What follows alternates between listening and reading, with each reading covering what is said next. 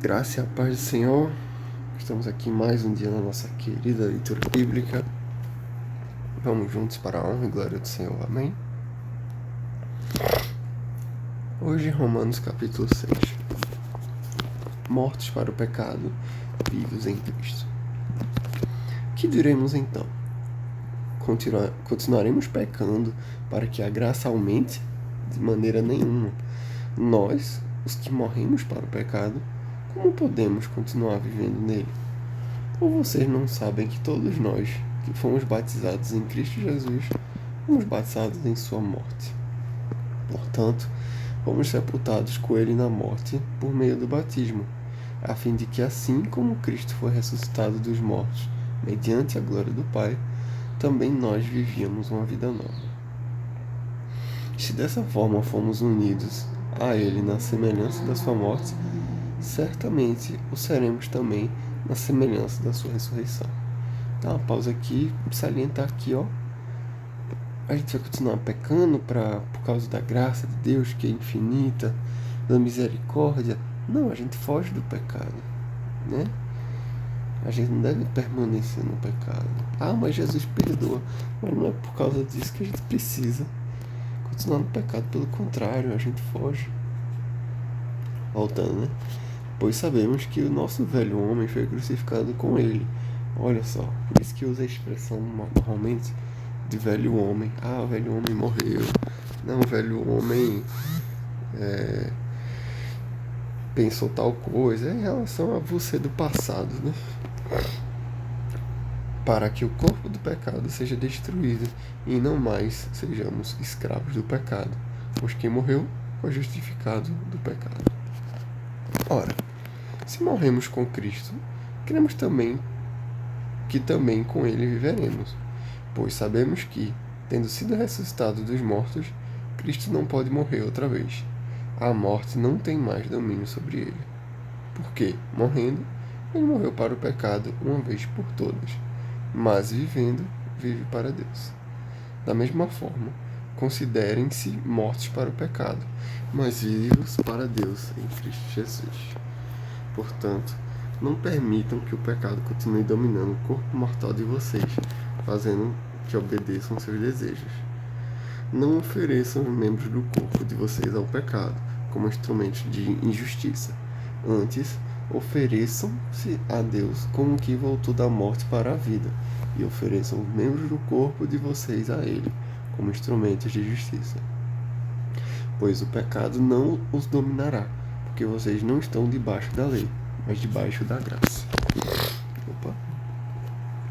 E então, vamos pecar porque não estamos debaixo da lei, mas debaixo da graça? De maneira nenhuma, de novo.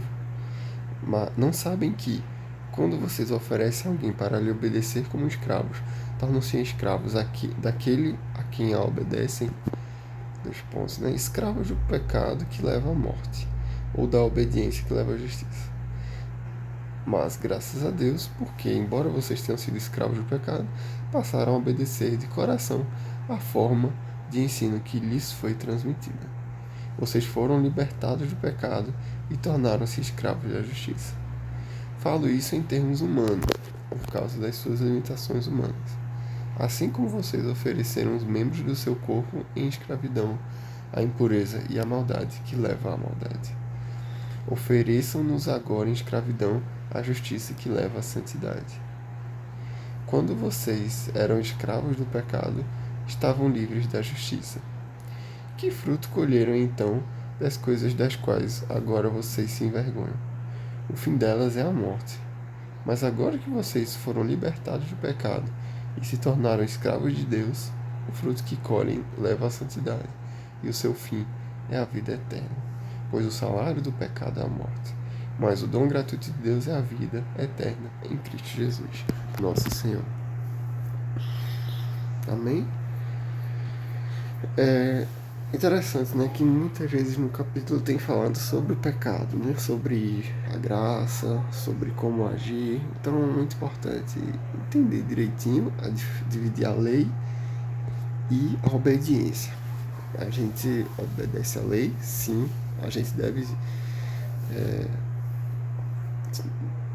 pecar porque a gente é salvo por Deus, não, de forma nenhuma. Mas a gente não deixa de pecar por causa da lei, mas por causa de Jesus, né? Por causa dos mandamentos que Deus ensinou. Então é importante saber dividir, né? Porque a gente não é escravo da lei, a gente é servo de Deus. Então é uma pequena diferença, mas que na prática é muita coisa. Então é importante esse entendimento. Amém?